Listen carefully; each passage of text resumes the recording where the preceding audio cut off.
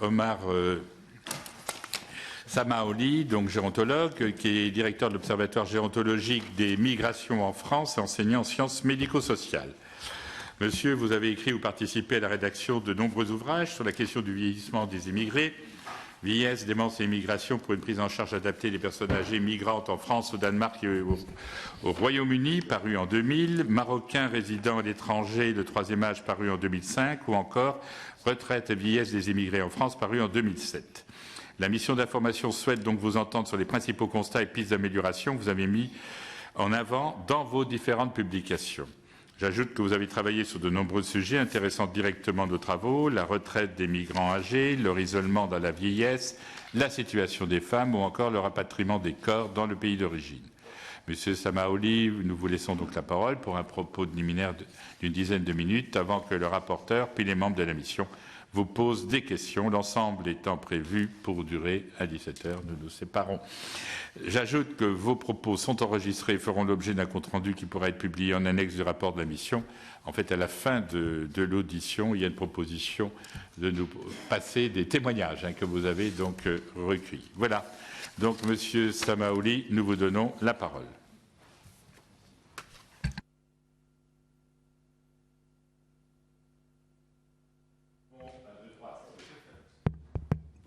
Je pense que... Merci, Monsieur le Président. Le moment est un petit peu particulier, alors je suis un petit peu impressionné, mais heureux de cette initiative qui nous permet peut-être un peu de mettre en lumière des réalités humaines qu'on a trop longtemps négligées. Et je voudrais, si vous le permettez, juste partir de quelques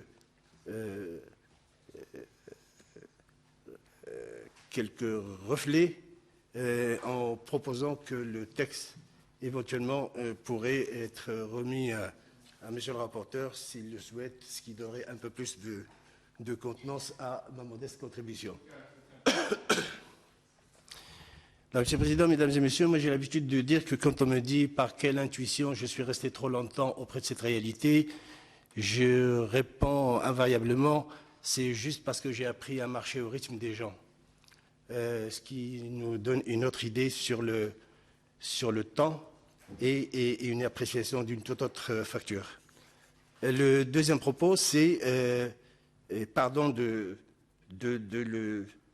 le dire en toute entrée de contribution, c'est que lorsqu'on a accompagné, lorsqu'on a aidé, lorsqu'on a épaulé, lorsqu'on a consolé, lorsqu'on a lavé, lorsqu'on a enterré, lorsqu'on a pleuré, des gens ne sont plus dans une recherche académique basique, mais dans ce qu'il y a de plus profond dans la relation humaine. Et donc, par conséquent, mon propos est souvent passionné, mais une passion qui se nourrit de cette exigence morale et peut-être d'un sens aigu de la justice, ou tout au moins d'un sentiment d'abandon qu'on a toujours éprouvé à l'égard de ces aînés dans l'immigration. Donc voilà un petit peu de je pars. Donc je voudrais juste au préalable attirer l'attention sur quelques éléments. Le premier, il s'agit bien donc de ces anciens travailleurs immigrés qui sont venus sollicités par notre pays à des époques de reconstruction, et on ne dira jamais assez leur participation et leur apport au rayonnement de ce pays. Certains sont rentrés dans leur pays d'origine, d'autres se sont installés définitivement, mais la problématique prend d'autres dimensions, prend d'autres reliefs, à telle enseigne que je souhaiterais quand même d'emblée vous signaler et attirer votre attention sur le fait qu'il est un petit peu réducteur que nous continuions à ne percevoir cette réalité humaine que sous l'angle de ces vieux messieurs perdus dans les labyrinthes d'une mauvaise insertion urbaine. L'immigration est aujourd'hui, l'immigration et la situation des aînés dans l'immigration est une situation totale et concerne aussi bien des hommes comme des femmes. Et que par conséquent, si la situation particulière de ces aînés qui vivent aujourd'hui dans ces dans tout un conglomérat urbain, partant de foyers ou autres, est assez singulière et assez catastrophique et urgente même à prendre en compte. Il faut prendre l'habitude donc de décliner cette réalité à la fois comme une réalité d'ensemble qui comporte aussi bien des hommes comme des femmes. Le deuxième élément, je souhaiterais que l'on ait cette audace de dire que finalement, sans détour, que ceux qui semblent finalement poser des difficultés ou sur lesquels semble porter notre regard, ce sont les ressortissants âgés et originaires des pays du Maghreb, je veux dire les Marocains, les Algériens et les Tunisiens. Deuxième point sur lequel j'aurais souhaité attirer l'attention, c'est que autant il est nécessaire et urgent de s'attaquer à cette réalité de ces vieux messieurs isolés, autant nous ne perdons pas de vue également la problématique que posent d'autres ressortissants que nous ne voyons pas encore. J'entends par là tous les ressortissants subsahariens dont le vieillissement risque de prendre les mêmes cheminements et la même trajectoire si l'on n'y prend pas garde. Donc voilà un petit peu quelques précautions préliminaires que j'avais envie donc de vous soumettre. Cette thématique, je m'y consacre depuis très longtemps. C'est dès les années 90 que nous lui avons consacré un colloque au titre prémonitoire qui s'intitulait « Mort et accompagnement dans la vieillesse, éthique, identité et diversité culturelle en France ». Donc vous voyez déjà, il y avait de la marge. Qu'est-ce qui me semblerait un peu utile comme contribution pour votre commission? J'articulerai mon propos autour de 4 ou 5 éléments. Le premier, c'est autour des conditions d'insertion urbaine. Le deuxième, les réalités émergentes de l'arrivée aux âges de la retraite d'un public féminin. Le troisième serait les nouveaux enjeux gérontologiques que posent ces problématiques. Et puis, quelques propositions de préconisation. En ce qui concerne la problématique de l'insertion urbaine, j'ai évoqué la question de ces personnes isolées, mais je voudrais juste rappeler que si aujourd'hui nous n'avons pas beaucoup de personnes âgées immigrées dans nos institutions gériatriques, nous le devons d'abord à la présence des familles.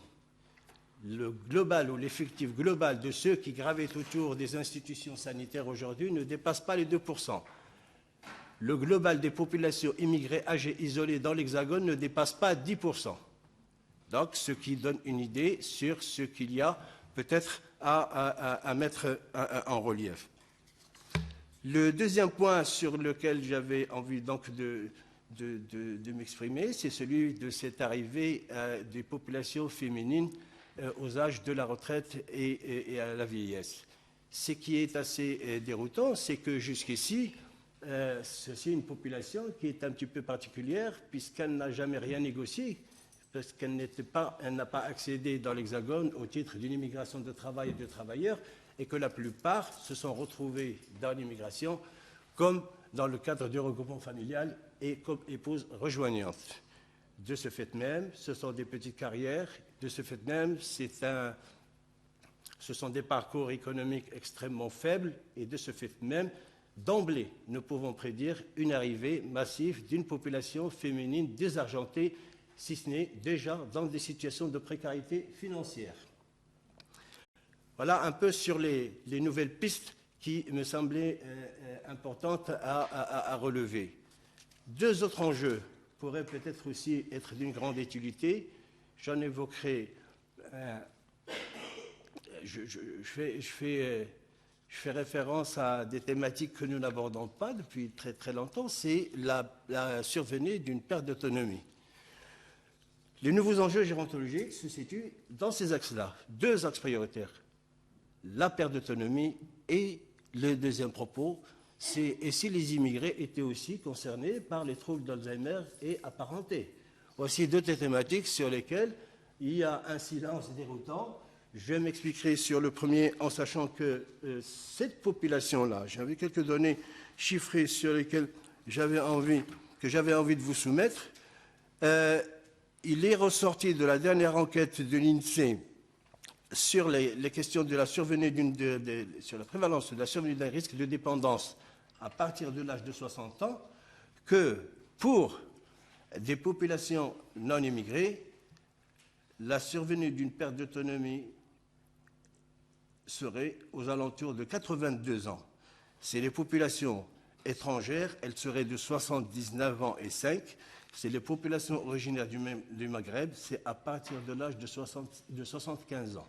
Je répète, 82 ans pour les non-immigrés, 79 ans pour les étrangers tout venant et 75 ans pour les populations originaires du pays du Maghreb. Le deuxième élément que j'évoquais, qui était celui donc de l'absence totale d'intérêt pour ces questions de troubles neurodégénératifs au regard de ce public, deux éléments plaident. Le premier, c'est que tout ce dont nous disposons aujourd'hui comme instrument de prévention, ce sont des outils qui sont en langue française et que par conséquent, ni le retalonnage, ni les modalités de leur passation ne sont adaptés au public. Il y aurait, en termes de projection, quelque chose comme 14 000 étrangers qui seraient potentiellement déclarés atteints de troubles neurodégénératifs. Rien dans le programme Alzheimer de 2008-2012 n'a été consacré à cette population. Donc voilà à peu près les deux aspects comme enjeux gérontologiques nouveaux sur lesquels il y aurait lieu peut-être de s'interroger. Le dernier élément, c'est la question de la fin de vie et les revendications qui paraissent peut-être encore flottantes, mais qui concernent une population de plus en plus importante. C'est des lieux de sépulture pour que nos concitoyens issus de l'immigration puissent se poser. Voilà un petit peu comme introduction ce que j'avais envie donc de vous soumettre comme réflexion. Bien, merci beaucoup. Donc, je vais donner la parole au rapporteur. Sur ce que vous venez d'indiquer à l'instant, en particulier pour les problèmes d'EHPAD et de maintien à domicile, vous l'avez fort bien dit, il y a des problèmes donc culturels qui existaient. Et lors d'auditions précédentes, j'en avais parlé un petit peu. Je vois en région industrielle comme la mienne, en Lorraine, il y a 30 ans, vous mettiez aucune personne d'origine italienne dans une maison de retraite parce que la famille était là. Dans le cadre de l'immigration qui nous concerne actuellement, donc il y a la dominante, comme vous l'indiquez, maghrébine, mais il y aura l'immigration du Sahel qui vient dans un deuxième temps. Une certaine catégorie de cette population n'a pas du tout de famille avec, en particulier celles qui sont donc en foyer logement. Donc là, il y a un particularisme à faire très très attention. Mais il est vrai, vous l'avez indiqué, même ceux qui sont donc en foyer logement, qui ont eu une carrière professionnelle suivie, qui ont travaillé par exemple dans l'industrie automobile ou qui ont travaillé dans la métallurgie, où ils ont une retraite, je dirais, ils ont fait une carrière complète à taux plein pour un certain nombre. Même cette population qui pourrait pour certains aller dans un EHPAD, ils préfèrent rester pour le moment avec leurs copains, leurs amis, dans le foyer logement où ils étaient. C'est-à-dire que toute leur vie, ils sont restés dans notre pays en renvoyant de l'argent très souvent dans le pays, ils vivent avec pas beaucoup, et ils ont peur d'un nouvel environnement. Là, il y a à voir, c'est le but de la mission aussi, si on doit encore améliorer donc la situation. Concernant la perte d'autonomie et sur le plan Alzheimer à l'époque, bon, la volonté, c'est qu'il n'y ait pas de discrimination, il n'y a pas deux types de population. Il y a des gens qui résident dans notre pays, on ne regarde pas l'origine de ces personnes, mais il est vrai que les problèmes d'information dans la langue du pays, même si une partie sont analphabètes, ont du mal à comprendre. Lors d'une audition précédente, j'indiquais que même pour quelqu'un qui est gaulois d'origine, c'est extrêmement difficile de comprendre les textes, même pour des élus. Parfois, là, il y a peut-être à avoir des informations spécifiques qui peuvent être faites par l'intermédiaire, soit des bailleurs sociaux, soit des bailleurs, je dirais, en général, des foyers de logement, type ADOMA, ou à voir avec l'aide des collectivités ou des associations comment on peut améliorer. Et puis, pour terminer, vous avez donc cité sur le problème du regroupement familial. En fait, ce qu'on peut dire, c'est que 1974 était un grand tournant.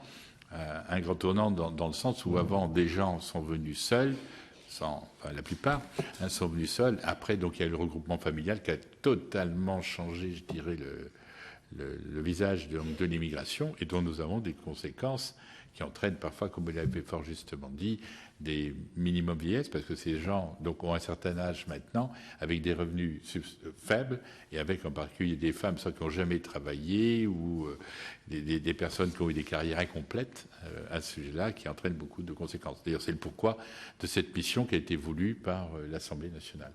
Monsieur le rapporteur. Monsieur le Président, merci. Monsieur Samaoli, merci pour votre introduction.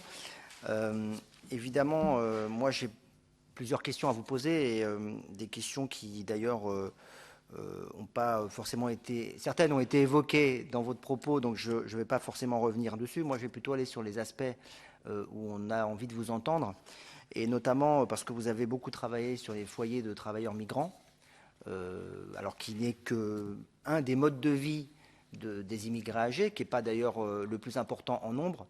Et néanmoins, vous l'avez caractérisé de plusieurs manières dans vos écrits, puisque vous avez dit que ces foyers étaient des anachronismes douloureux, et donc qu'ils constituent aujourd'hui dans notre société et dans notre société urbaine quelque chose, au fond, d'archaïque, qui relevait d'une vision ancienne.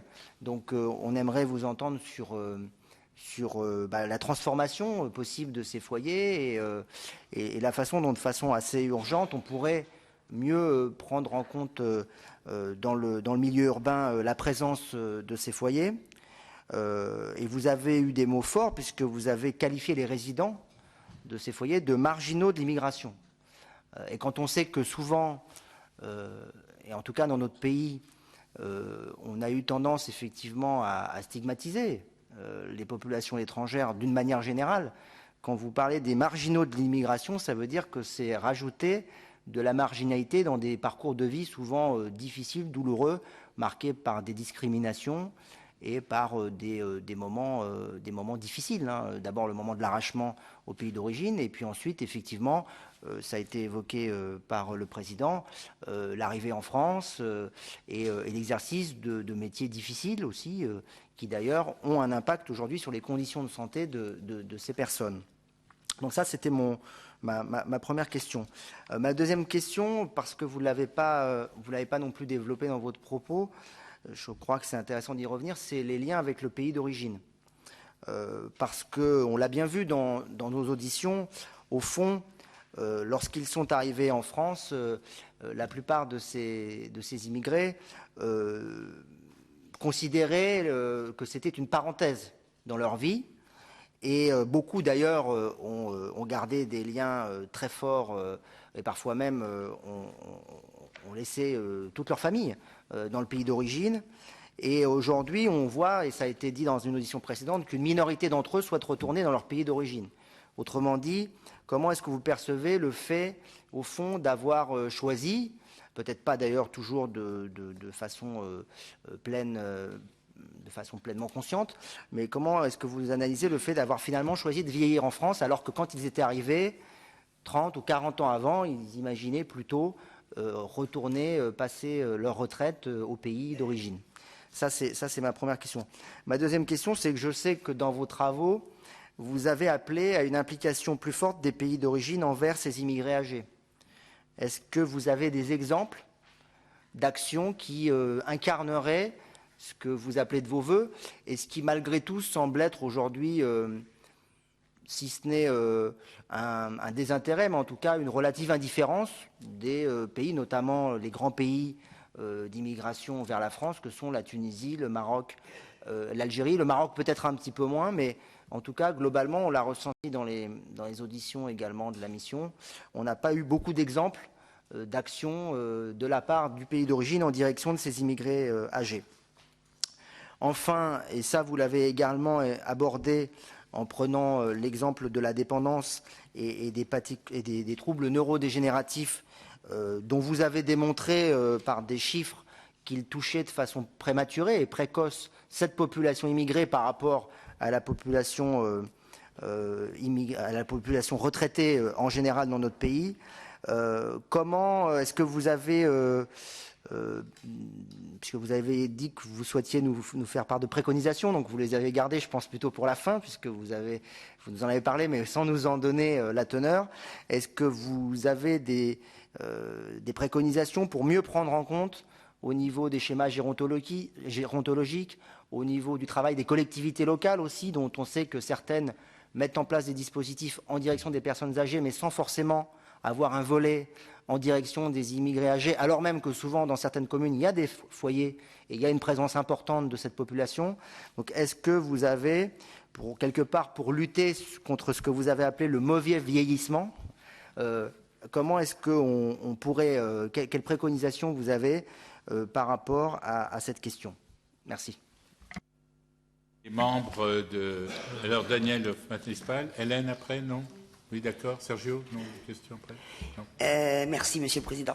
Vous avez évoqué la perte d'autonomie, d'ailleurs avec des chiffres très précis, qui sont connus d'ailleurs, bien sûr, et vous avez dit que les derniers plans, donc je pense que vous faisiez allusion au plan Solidarité Grand Âge, que j'ai en plus beaucoup critiqué, mais qui n'avait aucune mesure spécifique. Moi, sur ce point-là, j'ai le sentiment, sur les questions de perte d'autonomie, que les personnes âgées, immigrées, alors, question des foyers peut-être à part, mais lorsqu'elles commencent à avoir des troubles neurodégénératifs, elles sont considérées de droit commun. Il n'y a pas un EHPAD en France qui va refuser, à ma connaissance, une personne âgée qui débute une maladie type Alzheimer ou apparentée, et qui va ne pas le prendre à l'aide sociale, en plus, il n'en a pas les moyens. Enfin, à ma connaissance. Oui. Comment? Non, je suis d'accord avec toi. Oui. Donc, je ne pense pas non plus... Alors, je dis bien que le problème des foyers est un peu à part. Je ne pense pas que quelqu'un qui est à son domicile et qui a besoin de l'APA ne l'aurait pas. Donc, quel type de mesures spécifiques, dans ce cas-là, feriez-vous allusion? J'ai bien le problème des foyers est autre chose, parce que vieillir en foyer est indigne de toute façon. Vivre en foyer l'est aussi à mon avis, mais bon. Mais voilà. Sinon, les dispositifs de droit commun s'appliquent logiquement à tout le monde, sachant que moi, à Paris, par exemple, j'ai aussi une très forte communauté asiatique vieillissante qui est en train de construire envie de vieillir ensemble et qui est en train de construire son propre EHPAD. Donc voilà, il me le demandait déjà il y a 10 ans, donc on est déjà dans le vieillissement certain. Oui, Hélène, oui. Hélène Geoffroy, députée du Rhône. En fait, deux questions, dont l'une prolonge celle du rapporteur. Elle concerne les allers-retours dans les pays d'origine.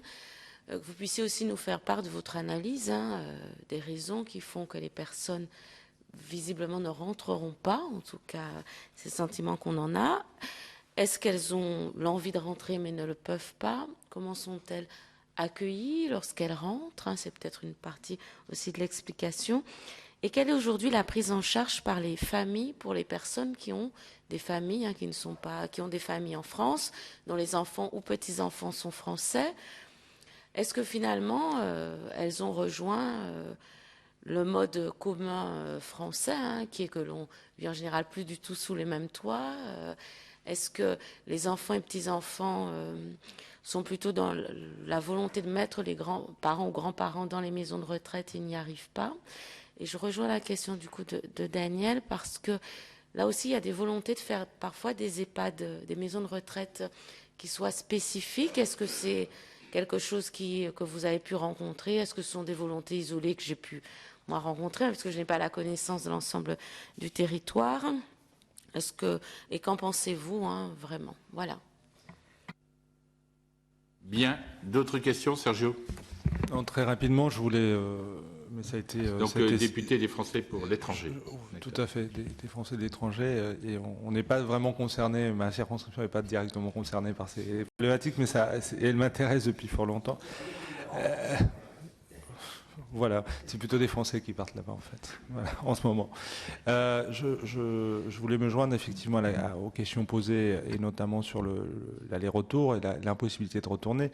Enfin, cela dit, il y a eu des travaux similaires sur l'exil, et souvent le pays qu'on quitte, c'est pas celui où l'on souhaiterait y retourner. Donc c'est aussi un facteur d'explication qui est important, surtout quand le départ s'est fait il y a plusieurs dizaines d'années. Mais ce qui m'intéressait en fait, c'est l'insistance que vous avez eue en début de propos sur le public féminin, le fait que c'est une sorte de point noir des études et des politiques publiques, et notamment parce que d'abord les femmes vivent plus longtemps et que d'autre part elles sont souvent dans des situations bien plus précaires. Les hommes ont pu parfois travailler et elles sont restées en marge du marché du travail, et donc la question est plutôt une question très, très concrète de savoir comment on peut mettre en place des politiques qui puissent les atteindre, en sachant d'abord qu'elles ne sont pas dans les circuits classiques, et puis d'autre part, elles ne maîtrisent pas toujours le français, et que nos politiques publiques, comme cela a été dit tout à l'heure, sont parfois même difficiles à comprendre par les décideurs eux-mêmes ou les élus eux-mêmes. Voilà. Merci. Monsieur. Oui, mais, Monsieur le Président, je vais... pour cette, je vais essayer un petit peu de répondre de manière un peu chronologique, en commençant par Monsieur le député Bachelet sur les points précis qui nous importent. Je pense que pour avoir attiré votre attention sur le fait qu'aujourd'hui le vieillissement des populations ici, l'immigration est une réalité globale, je peux revenir pour les cas les plus dramatiques à résoudre en urgence. Je pense que cette situation concernant les foyers a besoin d'une réelle volonté politique à résoudre. Dans les préconisations que je voulais vous réserver à la primeur, moi, mon idée, c'est que toute personne de 60 ans n'a plus à être dans un foyer et qu'il faudrait réfléchir pour que les gens puissent, serait-ce par les mesures que le pays jugerait utile, pouvoir leur permettre de s'insérer dans l'habitat ordinaire, ne souffrant aucune exception. Alors, vous avez reçu avant moi M. Ribérieux, qui connaît la problématique. Je ne voulais pas m'aventurer sur le terrain des prestations sociales, bien qu'elles sont liées un peu à ces problématiques. Je sais que vous allez recevoir donc Antoine Matt et Alil Béaz du Justice qui sont un petit peu beaucoup plus... un regard beaucoup plus technique sur ces questions de prestations, mais il est lié. Alors, pour revenir sur les 3 points que vous évoquiez, une vieillesse marginale, oui. Je résumerai le propos dans cette phrase. Les gens habitent la ville, mais ne la vivent pas. Il n'y a pas si longtemps encore, toutes les communes considéraient ces no man's land comme des zones hors territoire communal. Une sorte d'extériorialité de fait. Il n'y a pas si longtemps où l'on accepte de jeter un regard, où les portes des foyers s'ouvrent, où les gens puissent rentrer et venir. Mais n'empêche, c'est une vieillesse confisquée. Je ne reviendrai pas, je ne souhaite pas un petit peu que l'on soit dans un misérabilisme quelconque. 4 mètres carrés ou 7 mètres carrés, ce n'est pas ce qui m'intéresse. Mais je pense que suffisamment. Depuis tant que ça dure, nous sommes une exception. Ces foyers de travailleurs migrants est une exception française. Pour avoir travaillé sur la fameuse recommandation du Conseil de l'Europe, j'étais le seul à parler de quelque chose qui existe dans mon pays, qui ressemble à cela en termes d'accueil de populations qui ont vieilli. Je pense qu'il faut une réelle volonté politique pour que les gens qui ne sont plus actifs, qui ne travaillent pas, n'ont rien à faire dans les foyers. Et qu'il faudrait réfléchir sérieusement, titre à ce qu'on peut faire appel à une discrimination positive, ou appelons-la ce qu'on veut, mais que les gens puissent accéder dans le défi. On règle 2 problèmes de ce côté-là. La possibilité aussi que ces gens puissent avoir une réelle vie de famille. Pourquoi? Parce qu'en corollaire, l'immigration, c'est un engrenage. Ce n'est pas simplement des ambitions, ce n'est pas simplement le vécu de ces gens-là, mais elle a déstabilisé quelque chose dans le comportement. Ce n'est pas un hasard. Si vous parliez, madame, tout à l'heure des allers-retours, ces allers-retours sont réellement l'indice patent que finalement quelque chose a été déstabilisé chez des gens qui ne sont ni d'ici ni d'ailleurs, mais qui sont des 2 côtés à la fois. Par boutade, je dis toujours, voilà des gens qui ont réinventé une nouvelle territorialité à leur image, tenant compte de la température, des aléas, du froid, du chaud, plus toutes les contrariétés qui sont venues finalement s'ajouter donc en termes de réglementation sur le séjour. Donc je pense qu'il faudrait peut-être qu'on soit vigilant que voici des gens qui, à force d'avoir trop longtemps duré dans ces modes de vie, ne peuvent plus s'en détacher. et qu'aujourd'hui, le seul service qu'on serait peut-être en mesure de leur rendre, c'est la possibilité de permettre à quelques-uns, pour leurs vieux jours, de pouvoir se regrouper. D'où l'idée finalement que les épouses puissent venir s'occuper de leur mari, et c'est dans l'immigration. Ce qui pose aussi la problématique de l'obtention des visas, ce qui pose toutes les difficultés. Donc, je pense que nous avons des alternatives. Nous avons des alternatives à cette vie malheureuse de ces gens qui ne sont plus des vieux ordinaires, qui ne vivent pas leur vieillesse comme tous nos concitoyens, et qu'il faudrait peut-être, par des espèces de biais détournés, par ces contournements, qu'on puisse leur permettre d'avoir un semblant d'une vie de famille. Donc, je vous laisse imaginer finalement quelle vie de toutes ces épouses, ni mariées, ni divorcées depuis 35 ans, 40 ans, 50 ans. Je pense qu'on devrait pouvoir réfléchir, parmi l'une des préconisations, c'est la possibilité pour toutes ces épouses de pouvoir venir rejoindre un mari. Je pense que mon épouse s'occuperait mieux de moi qu'une soignante, quelle que soit sa bonne volonté. Vous parliez, madame, de la question finalement de structure. Nous y arriverons un jour ou l'autre. Nous y arriverons. Je disais, votre appel est parfait et tombe le jour de la Saint-Valentin. C'est l'appel de la Saint-Valentin. Alors, donc, je continue, M. le député Bachelet, sur ces questions-là. Donc, voilà, donc, je pense que finalement, donc, autant je n'ai rien contre ces habitats assez singuliers qui ont rendu service, qui étaient un petit plus venus améliorer le quotidien des gens, mais aujourd'hui, ils ont connu leurs limites. Et que par conséquent, le public qui y est ne correspond plus, et qu'il est raisonnable, qu'il est juste que ces gens-là, au moins pour leurs vieux jours, puissent pouvoir sortir, accéder à notre habitat, ne souffrant d'aucune exception. Donc ça, c'est le premier élément. Alors, le lien avec le pays d'origine, voilà un petit problème. Je disais que finalement, l'immigration particulièrement, pour cette population-là qui n'a pas bénéficié ni d'enfants, ni de conjoints autour d'eux, la vie s'est faite différemment, aussi bien pour eux que pour les conjoints. À telle enseigne qu'on est nostalgique de la France lorsqu'on reste trop longtemps du côté de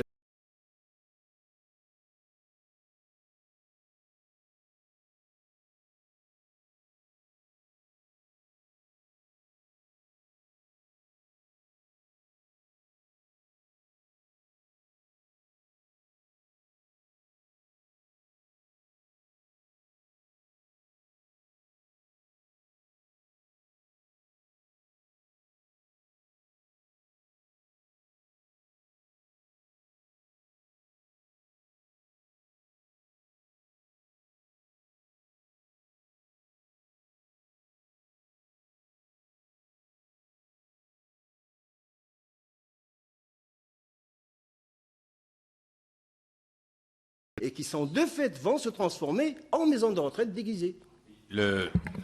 Ce problème a existé je dirais, après la mise en place des foyers logements dans notre pays. Il y avait dans les départements français des discussions de gens qui me disaient il faut arrêter de construire des foyers logements où les gens sont venus pour des raisons de confort ou de sécurité, et ils allaient dans les maisons de retraite plus pour des problèmes de soins. Et il y avait le problème du déracinement qui se faisait de domicile vers le foyer logement et ensuite du foyer logement vers la maison de retraite. Et il y a eu de grandes discussions et beaucoup de départements avaient arrêté de construire des foyers logements. Les foyers logements avaient, je le compare de temps en temps, la même surface ou la même dimension que les chambres d'étudiants ou dans les foyers logements pour immigrés âgés. C'était très petit dans l'ensemble. Et maintenant, il se reconstruit des foyers logements, mais avec des appartements beaucoup plus grands, avec des lieux de jour et des lieux de nuit, qui sont totalement différents. Et la réflexion qui peut se poser aussi, c'est le problème outre des rénovations-réhabilitations, c'est le problème de la surface. Parce que quand vous indiquiez tout à l'heure à 60 ans, donc ils ne peuvent plus rester là, même pour des populations qui ont travaillé d'une façon très dure, d'une façon générale, 60 ans, il se porte bien encore, je dirais, extérieurement, et mettre quelqu'un dans une structure qui a 60 ans, le mettre dans une maison de retraite actuelle, comme ça se passe. Nos EHPAD ont actuellement 73% des gens qui présentent des pathologies d'Alzheimer plus ou moins importantes et cycliques. Là, pour les déprimés, je peux vous dire qu'ils seront déprimés totalement.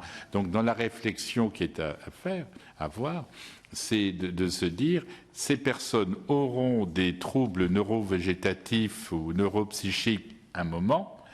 Il faut qu'on puisse donc les aider. Quelles sont les meilleures conditions donc existantes? Et il est vrai dans votre proposition, pour ceux qui ont leur famille qui n'est pas là, qui puissent venir les voir, ça peut être des pistes à étudier, qui sont aussi bien administratifs, hein, vous l'avez indiqué, que le problème de venir, d'avoir tous les jours de la visite. Parce que là aussi, même si vous êtes dans un établissement et que vous souffrez d'isolement, ça accentue les problèmes neurodégénératifs, là le terme exact, que vous pouvez présenter. Même deux. Même deux. Juste pour pousser un peu d'une manière provocatrice votre raisonnement. Je pense que les moyens seraient tellement importants que ça ne se ferait pas de toute façon. On construit des immeubles pour permettre à ces gens de sortir des foyers Sodacotra, et on fait du regroupement familial pour leurs épouses. Alors là, je me pose le problème de l'épouse qui arrive à un certain âge, ne parlant pas la langue, et qui arrive à faire, entre guillemets, je vais employer une expression épouvantable, la bonne à tout faire pour s'occuper de son mari. Je trouve l'idée comme féministe un peu choquante. Donc je retourne la question. Parce qu'elle ne me gêne pas votre idée hein, sur un plan humanitaire. Mais je retourne la question. Est-ce qu'en levant les barrières un peu idiotes qu'on vient d'entendre, qu'il faut passer 6 mois ici pour avoir sa retraite, est-ce qu'avec une retraite à taux plein et une aide, peut-être au retour dans ce cas-là, ces gens-là ne seraient pas mieux, eux ayant vécu et à un endroit et à un autre, avec leur épouse qui, elle, arrivant à 60 ans ici, ne connaissant peut-être pas toujours les mœurs du pays, etc., pour pas avoir une vieillesse très sympa. Je pousse le raisonnement volontairement, hein. J'entends bien, je voudrais ne pas perdre un peu l'ensemble des pistes et des questions qui ont perdu. Vous savez, on est très interactifs, les députés. Oui, donc juste sur ce point, madame, tout à l'heure, je pense, pour qu'il n'y ait pas de malentendu, ce qui m'intéressait, moi, par rapport finalement à la survenue de troubles neurodégénératifs, c'est en amont. Aujourd'hui, les immigrés que nous observons sur le terrain, ce sont les gens qui atterrissent en consultation psychiatrique à la phase 3. Et que par conséquent, les gens, où sont-ils? Ils sont dans leur famille. Ils ne sont pas perdus dans la nature.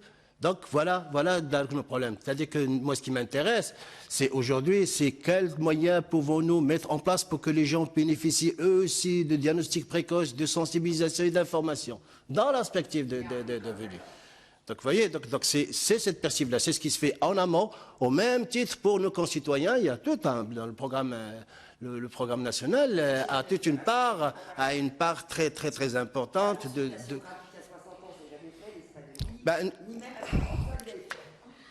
D'accord. Donc, donc je voudrais donc juste revenir sur ce que disait M. Blanchet. Juste pour l'anecdote, lorsque cette question finalement de l'impossibilité de trouver des outils adaptés pour en faire bénéficier nos vieux migrants dans l'Hexagone, nous avons fait appel tout simplement à ce qui se fait dans les pays du Maghreb. J'ai été moi-même chercher ce qui se faisait à Rabat, à Vicenne, et 2 collègues ont été chercher, et nous avons vu que leurs outils à eux étaient standardisés. Et nous sommes en train de pratiquer ce qu'on pourrait appeler un transfert de savoir inversé. Voici le Maghreb qui nous envoie des outils pour que nos vieux immigrés puissent pouvoir en bénéficier. Donc la MNST et autres, vous êtes excellent. Nous les avons importés. Donc voilà donc ce qui nous intéresse. Ce que vous disiez, monsieur le député Bachelet, sur est-ce qu'il y a un lien avec les pays d'origine, oui, des liens très très très forts. Une phrase peut dire que finalement les origines sont tyranniques, et plus encore avec l'avance en âge, et que par conséquent, aussi bien pour ceux qui vivent dans les foyers que pour ceux qui ne sont pas dans les foyers, la passerelle vers l'autre rive de la Méditerranée est toujours perceptible. Maintenant, en termes pratiques, qu'est-ce que nous avons mis en place? Je ne peux témoigner que de l'expérience marocaine, où nous avons mis en place beaucoup de choses. Tout ce que nous ne sommes plus capables de faire, où nous ne trouvons plus de moyens pour le faire ici, nous sommes obligés donc de faire de la mendicité pour aller le faire de l'autre côté de la Méditerranée.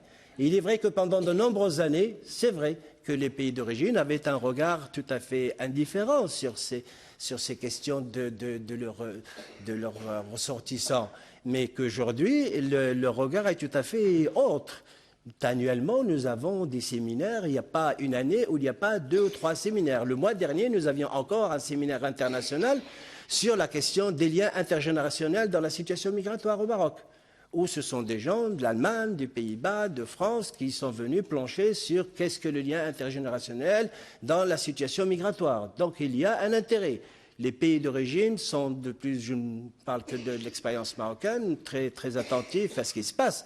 Et je dirais que finalement, même la perspective même de réfléchir sur pourquoi pas des maisons de retraite en fin de parcours pour des familles, nous ne pouvons plus s'occuper raisonnablement d'un enfant, oui, il y a cette réflexion. Et je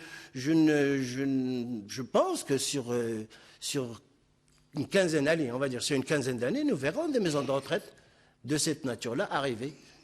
Et puis, mais juste entre parenthèses, ce que j'avais émis le souhait que vous puissiez entendre les enfants aujourd'hui adultes, comment eux, ils voient l'avenir de leurs parents. Est-ce qu'ils le mettent en institution ou est-ce qu'ils souhaitent le garder? Et vous verrez que c'est un vrai dilemme aujourd'hui que les enfants vivent dans cette...